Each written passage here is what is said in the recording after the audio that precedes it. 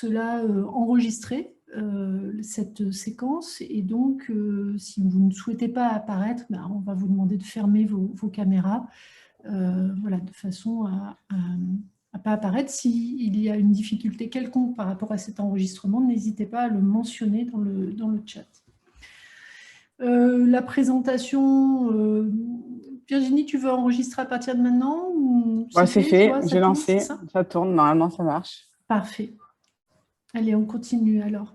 La présentation se déroulera en 2 grands temps. Un premier temps, on va dire un petit peu formel, institutionnel, de la part des enseignantes responsables de ce master, un temps un peu institutionnel, et avec un temps d'échange. Ça va nous emmener sans doute à une vingtaine de minutes, et puis ensuite un temps plus entre étudiants et étudiantes. On a ici donc des étudiants et étudiantes en cours de formation ou déjà formés et sortants et sortantes du master. Coralie, Alison, Mona, Marie, Raphaël. Coralie, est-ce que j'oublie du monde parmi les étudiants en cours de formation? Tout le monde est là. Il y a Garance aussi. Et donc, Garance aussi. Donc, on vous laissera entre vous. Virginie, tu souhaitais, toi, peut-être rester. Je ne sais pas si tu restes toute la session. Sauf si les étudiants ne veulent plus, ou quoi, c'est même plus des étudiants. Mais oui, je souhaitais rester. Ok, ça marche.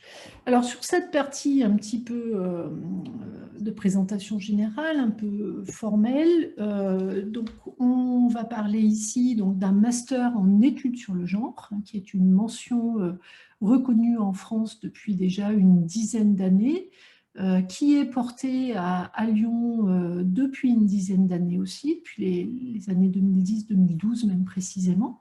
C'est une mention qui existe en France depuis, par contre, une vingtaine d'années. Les premières formations ont été développées à Paris. Et puis aujourd'hui, c'est à peu près 8 centres de formation en études sur le genre qui existent. Paris 1, 8, je ne vais pas toutes les faire, Toulouse, Angers, Lyon, portent donc cette mention de master. Au sein de ce master, donc porté à Lyon, nous avons différents parcours. Nous avons au total 7 parcours qui constituent cette mention. Et donc, on va vous parler aujourd'hui d'un de ces parcours, plus particulièrement, qui est le parcours égal APS, on l'appelle nous EgalAPS, qui signifie égalité dans et par les APS. Donc, c'est un des parcours. Et c'est ce parcours qui articule 2 champs disciplinaires, les études de genre d'une part et les STAPS, les sciences et techniques des activités physiques et sportives, de façon à traiter des questions, des problématiques de genre dans les terrains sportifs. Alors sportifs au sens large, peut-être que vous aurez des questions par rapport à ça. La présentation que je vais vous proposer va être assez courte et elle peut être complétée par des informations, notamment sur l'activité des enseignants et enseignantes de cette formation, mais aussi des étudiants et étudiantes de cette formation via le site internet qui a été créé il y a maintenant 2 ans. J'interpelle nos étudiantes parce qu'en fait, voilà, c'est nos étudiants et étudiantes qui sont en charge d'une grosse partie de la communication sur EgalAPS. J'en profite pour les remercier une nouvelle fois. Et c'est grâce à elles, grâce à eux, que tout cela peut exister, que cette vitrine en fait sur EgalAPS peut exister. Donc, vous avez ici le site internet que je vous invite à consulter si vous ne l'avez pas déjà fait, mais sans doute l'avez-vous déjà fait si vous êtes aujourd'hui à cette porte ouverte. Donc, le Master EgalAPS, tout d'abord, c'est une formation, il faut le rappeler, qui est unique en France, mais aussi au-delà. Donc, c'est un parcours de master que vous ne trouverez dans aucune autre université. Même s'il existe d'autres masters en mention études sur le genre, il n'y a qu'à Lyon qu'il y a une spécialité STAPS et études sur le genre, donc que ce parcours existe. Il n'y a pas non plus d'équivalent en Europe. Il n'y a pas, à ma connaissance, d'équivalent au-delà, bien que très modestement, je suis loin de connaître toutes les formations qu'il peut y avoir, notamment sur l'Amérique du Nord ou l'Amérique du Sud. Mais à ma connaissance, ça n'existe pas. Donc, c'est une formation qui existe depuis 2016. On a maintenant quelques années de recul. On est à la 4e promo sortante. Et voilà, aujourd'hui, c'est vraiment, Lyon 1 est un espace unique pour pouvoir obtenir c'est une formation en 2 ans, bien sûr, niveau master. Et le but de ce master, c'est d'analyser, de comprendre et d'agir potentiellement, mais ce n'est pas l'axe principal, contre les discriminations et inégalités de sexe et de sexualité dans et par les activités physiques et sportives. Au bout de cette formation, l'objectif, c'est bien sûr de former des professionnels, des experts et expertes en études sur le genre, appliqués au terrain sportif, donc de former des cadres qui vont pouvoir intervenir dans différents secteurs d'intervention. Et aujourd'hui, on commence à avoir des étudiants qui investissent ces différents secteurs. Ça peut être des postes de chargé de mission ou chargé de développement auprès d'une fédération, d'une collectivité territoriale, d'une association sportive, une grosse association en mesure de recruter ce type de profil. Ça peut être des gens en freelance, en auto-entrepreneur, qui vont être concepteurs, conceptrices d'actions innovantes autour des questions d'égalité. Ça peut être des futurs formateurs, formatrices autour des questions d'égalité, que ce soit dans le secteur public, par exemple l'éducation nationale. On a déjà des étudiantes en l'occurrence, qui se sont positionnées sur ce secteur-là, ou dans le secteur associatif. Donc, on a pour habitude d'identifier, et en tout cas d'essayer de travailler la professionnalisation autour de 5 domaines d'intervention. Les fédérations et leurs déclinaisons internationales et locales, fédérations sportives avec donc bien soit des déclinaisons à l'international, des fédérations internationales, bien qu'on n'a pas eu de recrutement encore sur ce secteur-là. Par contre, on a eu des recrutements auprès de fédérations sportives françaises, ou les délégations donc régionales et départementales via des ligues ou des comités. Et Mona pourra notamment parler de son insertion auprès du comité Rhône-Alpes cyclisme. On travaille aussi la professionnalisation du côté des collectivités territoriales, donc pour devenir expert et experte de ces questions auprès d'une direction des sports ou d'un service des sports, d'une collectivité, d'une mairie. On a des mises en stage à l'heure d'aujourd'hui et des projets qui commencent à se structurer avec des mairies. Et il y a donc ici un secteur de professionnalisation.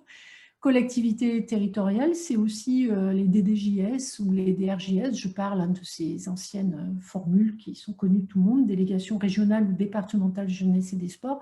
Marie, peut-être tu pourras dire un mot de ton stage et de ton service civique, pardon, au sein de la DRJS Rhône-Alpes. Le système éducatif, alors on ne prépare pas au concours de recrutement de l'enseignement, on ne prépare pas au CAPES ou à l'agrégation. Pour autant, on a des collègues étudiants en cours de formation dans ce qu'on appelle le Master MEF, donc au métier de l'enseignement, qui viennent suivre le Master EgalApps pour avoir une spécialité autour des questions genre et sport, et donc alimenter leur réflexion pour la préparation au concours sur ces aspects-là. On a des enseignants et enseignantes d'EPS, en l'occurrence c'était des femmes, des enseignantes d'EPS qui sont venues suivre la formation et qui maintenant occupent des postes de spécialistes. Je pense à Sonia qui a intégré le SNEP, le groupe égalité du SNEP. Je pense à Nelly qui fait de la formation auprès du rectorat sur les questions d'égalité, etc. On peut travailler les questions, l'insertion et la professionnalisation du côté de l'événement sportif. On n'a pas encore eu, et je parle sous votre couvert, les étudiants et étudiantes, mais il me semble qu'on n'a pas encore d'insertion professionnelle sur cet axe-là, mais avec la perspective des JOP, des Jeux Olympiques 2024, on peut imaginer, en tout cas on y travaille, on essaye de construire un réseau pour investir cet aspect-là. Il va y avoir de la professionnalisation autour des grands événements. On a dernièrement travaillé avec le comité d'organisation de la Coupe du monde de foot. On a eu un gros projet de recherche qui a permis de mettre en stage des étudiants et de développer de la vacation recherche. Donc, on travaille à la professionnalisation sur cet axe. Et enfin, la recherche. Il y a de la professionnalisation possible via un doctorat en suivant le master EgalApps. Et on a aujourd'hui, beaucoup de nos étudiants et étudiantes qui s'engagent en fait dans cette voie-là. C'est plus d'un tiers aujourd'hui de nos étudiantes qui souhaitent suivre un projet de doctorat et qui y réussissent. On a déjà une étudiante allocataire de recherche qui est déjà en thèse. On a 3 projets de thèse en cours de construction et on a oui, 3 ou 4 projets de thèse en construction. Et on voit bien là, avec la génération des M2 qui va sortir cette année, de nouveaux projets. On pourra répondre à vos questions sur cet aspect-là.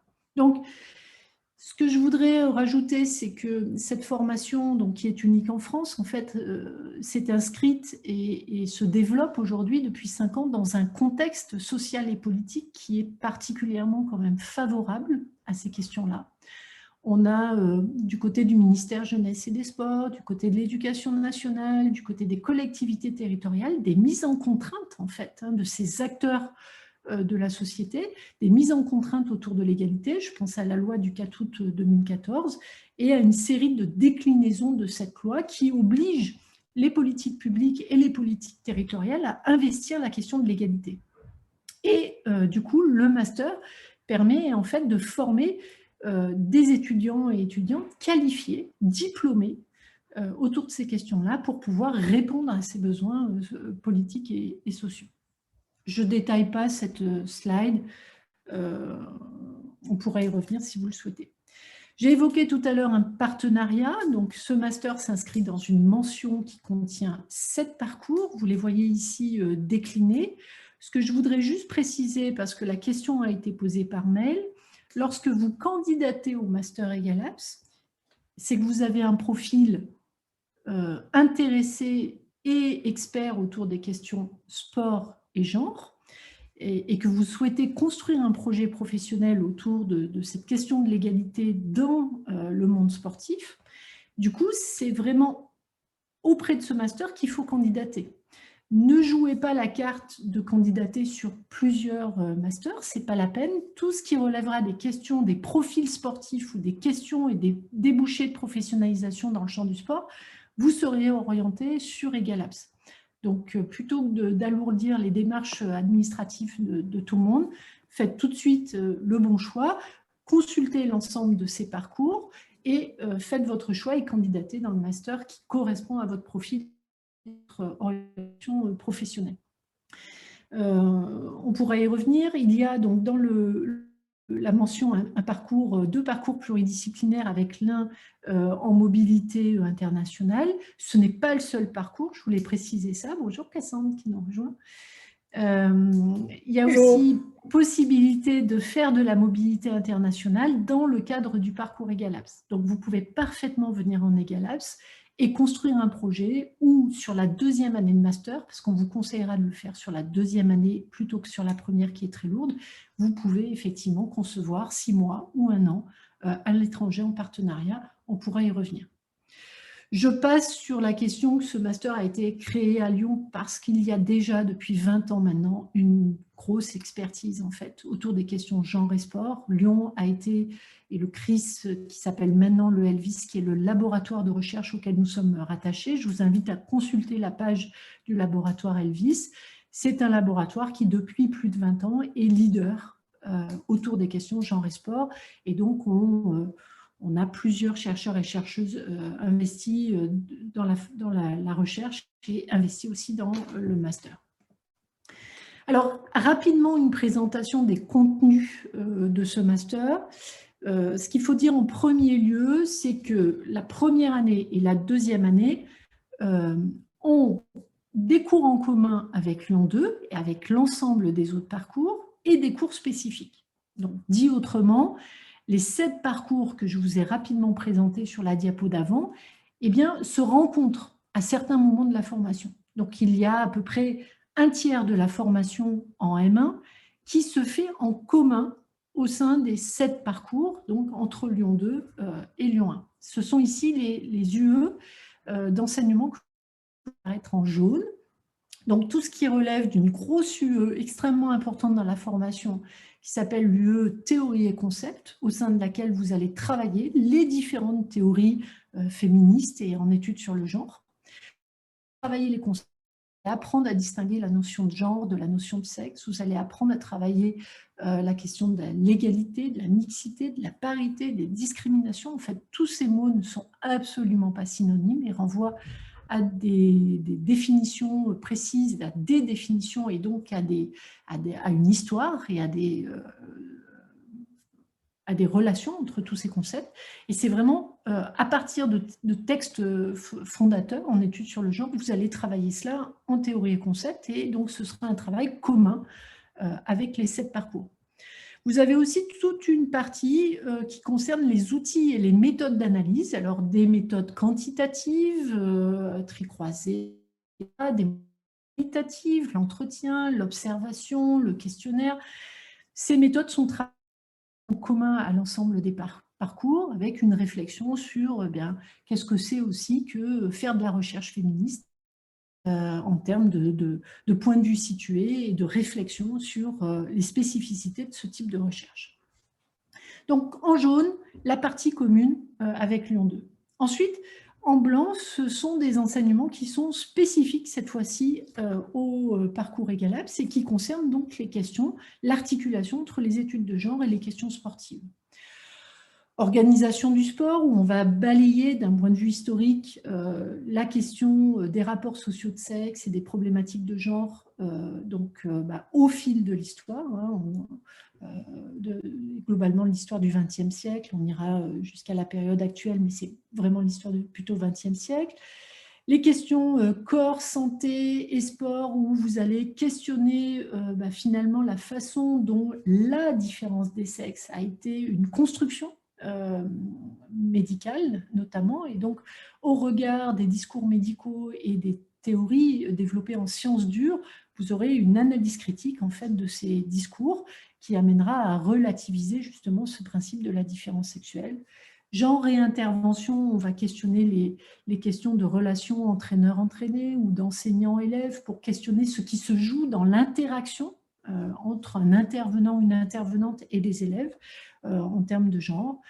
Et puis, alors je ne vais pas toutes les faire parce que sinon je vais exploser le temps de parole qui m'est normalement dévolu, mais une approche psychosociale sur pratiquants et vulnérabilité liée au genre aussi, une analyse des discriminations en terrain d'enseignement, une analyse des remédiations, communication, marketing, et puis un début de formation à la professionnalisation à travers une UE qui s'appelle Connaissance des secteurs d'activité et de professionnalisation et la mise en stage au 2e semestre.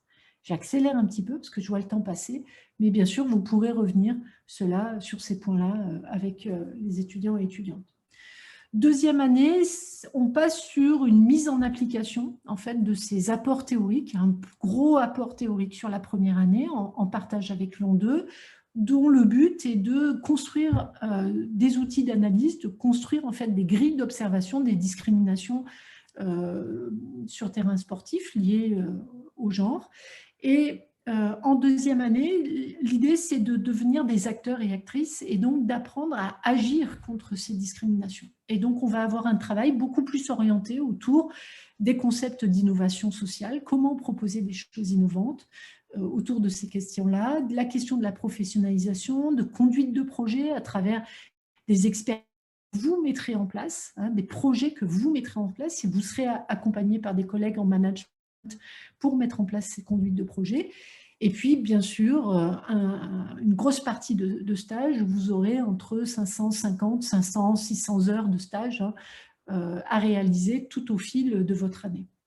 Ce qu'on peut dire sur la deuxième année de master, c'est que c'est une année qui va se faire en alternance entre votre formation à l'université et votre terrain professionnel de stage. Sur cette deuxième année, il est possible de prévoir des contrats de professionnalisation ou des contrats en alternance. L'emploi du temps du M2 est pensé de façon à pouvoir faciliter une insertion en alternance dans une entreprise. Donc certaines d'entre vous pourront faire cela. Les stages s'appuient aussi sur un laboratoire, donc le laboratoire Elvis, comme je vous l'ai dit tout à l'heure, qui regroupe une trentaine d'enseignants-chercheurs, dont 5, 6 vraiment investis sur les questions de genre. Et du coup, on a depuis déjà plusieurs années, mais ça se renforce depuis la création d'EGALAPS, les problématiques et les travaux de recherche autour du genre sont devenus un axe important du laboratoire Elvis, et on a donc chaque année de nombreux contrats de recherche financés qui nous permettent d'accueillir des étudiants en stage, et même plus depuis cette année, des étudiants aussi sous forme de vacations de recherche, donc qui deviennent en quelque sorte contractuels et des éléments importants dans la dynamique de recherche. Alors, j'ai mis là quelques exemples, je n'ai pas le temps de détailler, mais c'est bien sûr des choses sur lesquelles, dès la rentrée, eh bien, on vous présente les projets de recherche en cours et on vous invite, si vous êtes intéressé, à contacter l'enseignant responsable et à vous engager auprès de lui. Je vais passer là-dessus. Mobilité internationale, j'en ai dit un mot. Donc, il y a la possibilité de prévoir une mobilité internationale. Contrat de professionnalisation, j'en ai dit un mot. Il y a possibilité de prévoir ce type d'insertion en deuxième année. Et puis, EgalApps, c'est aussi, et ça, c'est grâce aux étudiants et étudiantes, alors majoritairement des étudiantes autour d'EgalApps, mais on a chaque année environ un petit tiers d'étudiants. Et c'est aussi une dynamique, c'est aussi un processus humain d'épanouissement personnel, au-delà de l'épanouissement intellectuel et scientifique qu'apporte ce master. C'est une famille, et je pense que les étudiants et étudiantes le rediront. Donc, c'est des processus de socialisation qui sont assez forts, avec du tutorat, du mentorat, avec des animations, des soirées d'intégration auxquelles participe l'association créée par les étudiants et étudiantes d'EgalApps, c'est Qualisport. Donc, c'est toute une dynamique sur laquelle je suis sûre Mona, Marie, Cassandre pourront largement revenir.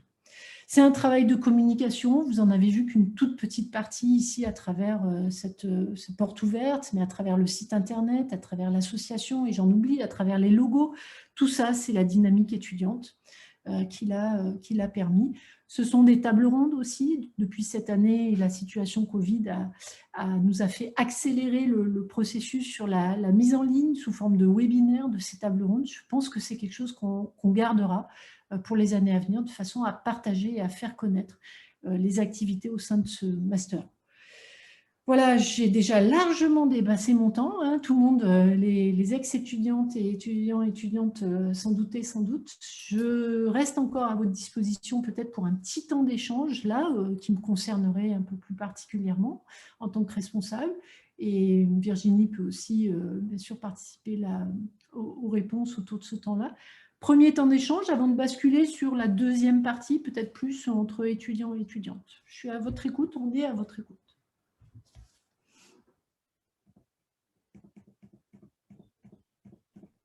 Alors, en espérant qu'il y ait des questions, est-ce que j'ai parlé toute seule? Soit dans le chat ou soit de vive voix. Oui, est-ce que quelqu'un peut regarder le chat éventuellement pour voir s'il y a des questions? Moi, je ne le vois pas. Peut-être qu'il faut que j'arrête de partager mon écran. Oui, j'ai une question. Bonjour Philippine, merci de ta question déjà.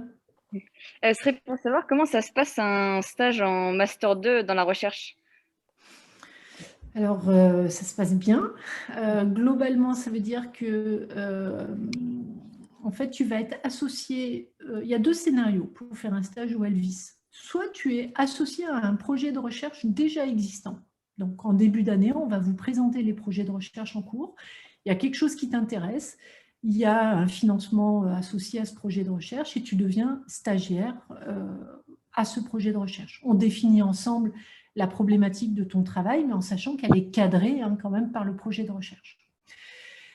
Autre scénario possible, on l'a eu déjà sur ces différentes années, tu arrives toi avec un sujet de recherche. Tu as toi une problématique qui t'intéresse et ce n'est pas lié à un projet en cours au sein du Elvis. Dans ce cas-là, tu peux quand même être intégré comme stagiaire recherche au Elvis, mais tu seras sans doute sans financement parce que tu ne seras pas rattaché à un projet de recherche financé. Donc ça, voilà, c'est possible. Ensuite, très concrètement, sur les M2, on essaye, on a un laboratoire qui ne peut pas accueillir, on essaye d'accueillir tous les masters au sein du laboratoire, mais on donne priorité aux doctorants et aux doctorantes.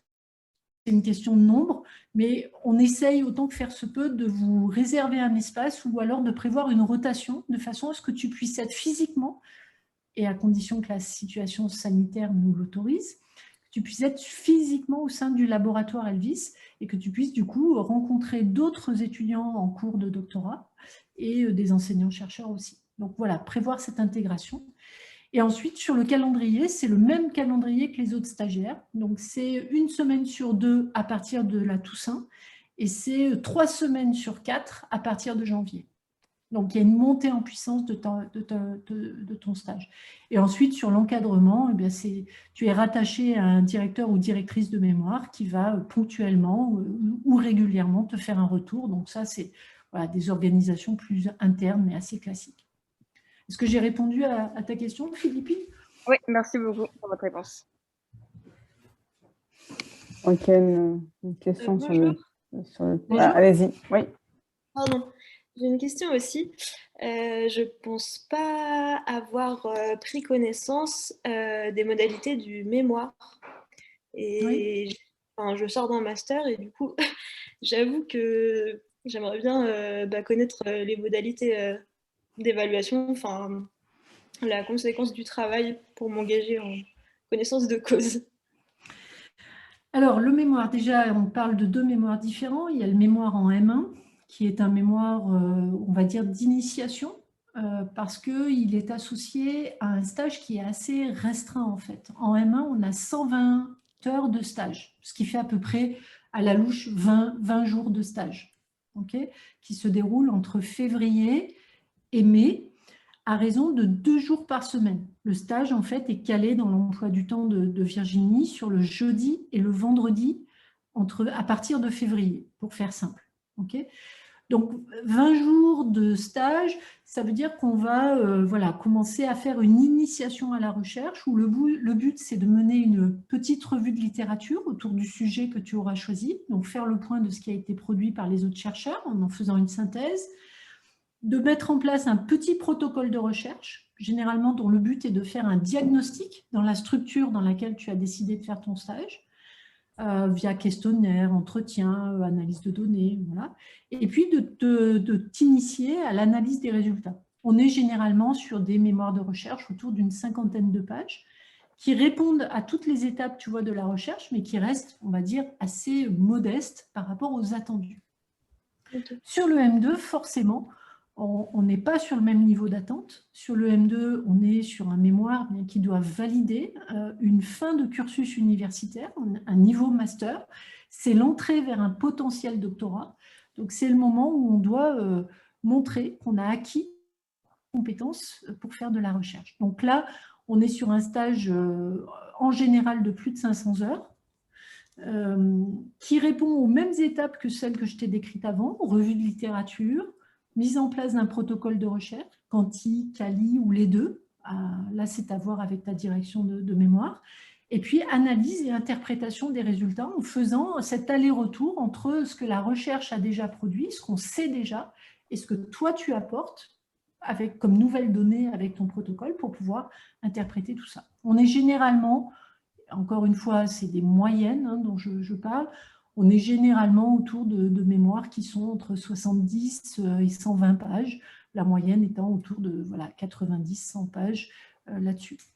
Ensuite, les soutenances, donc bien sûr, la question de la mise en forme des références, tous les codes en fait de la recherche sont nécessaire dans l'écriture de ce mémoire. Le mémoire compte pour 70% de l'évaluation et ensuite 30% de cette évaluation sous la forme d'une soutenance de 15 minutes en M1, 20 minutes en M2 avec 2 jurys, l'enseignant ou enseignante qui t'a accompagné dans ton processus, plus un enseignant et enseignante extérieur à ton travail. Bon, si tu sors de master, je ne sais pas quel master tu as fait, mais je pense que tu as déjà dû connaître ça. Est-ce que tu peux nous dire quel master tu as fait ? À Nantes, management du sport. Donc oui, on avait un mémoire de recherche à faire. Voilà, donc je pense que c'est assez classique. Alors ensuite, si tu as déjà fait un mémoire qui traitait des problématiques de genre, tu peux le fournir au moment de ta candidature. Tu peux faire un mail à Virginie en parallèle et à moi et nous mettre le PDF de ton mémoire. On a déjà... il faut le savoir, on a déjà étudié sur la base de ce type de travail, par exemple de mémoire, on a déjà étudié des intégrations directes en M2, possibilité de rejoindre le master directement en M2 si on considère que tu as déjà acquis les bases en études sur le genre nécessaires en fait, pour pouvoir passer le M1. Est-ce que c'est déjà un mémoire autour des questions de genre que tu as fait? Non, c'était sur le traitement social de la blessure. Ok. Ok. Alors, ça aurait pu être traité au filtre, au prisme des études de genre, mais c'est peut-être pas ce que tu as fait. En tout cas, pour ceux et celles qui nous écoutent et qui auraient déjà acquis une expérience et des compétences autour de ce champ d'études, n'hésitez pas dans votre dossier de candidature à en faire part. Que ce soit des expériences et compétences de type militante, intégration dans des associations féministes ou autres, faites-en part. Parce que c'est un terrain d'expérience et de montée en compétences important. Que ce soit des expériences sur le plan de qualification, de diplôme, de suivi de formation autodidacte ou non, de lecture, donnez-nous à voir où est-ce que vous en êtes de votre acculturation autour des études de genre. Et ensuite, on a encore toute une phase d'entretien sur laquelle on pourra revenir avec vous sur votre parcours, de façon à étudier au mieux, savoir si votre intégration doit se faire au M1 pour vous donner tous les outils et les apports théoriques nécessaires, ou si on peut envisager une intégration directement en M2. Cécile, je compléterai... Pardon. Vas-y, Marie. Cécile, je compléterai sur les mémoires. Il est possible aussi de ne pas avoir le même sujet de mémoire en M1 et en M2. C'est tout à fait possible.